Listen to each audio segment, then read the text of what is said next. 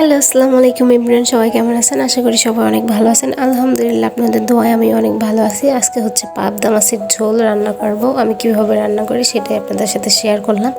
প্রথমে হচ্ছে আমার হাজব্যান্ড বাজার থেকে পাবদা মাছ আনছে, সেটাকে আমি কেটে ধুয়ে নিলাম।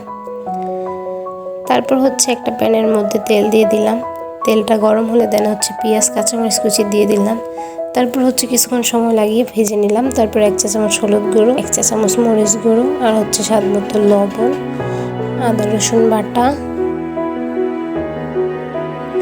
দিয়ে হচ্ছে সামান্য পরিমাণ পানি দিয়ে ভালোভাবে কষিয়ে নিতে হবে।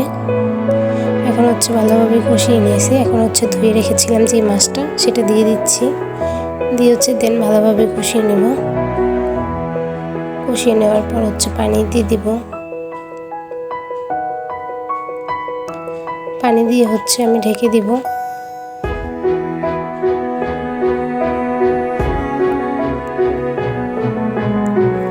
ঢেকে কিছুক্ষণ রাখার পর হচ্ছে ঢাকনাটা উঠিয়ে টমেটো কুচি দিয়ে দিব। দেন হচ্ছে আবার আমি ঢেকে দিব টমেটো কুচি দেওয়ার পর।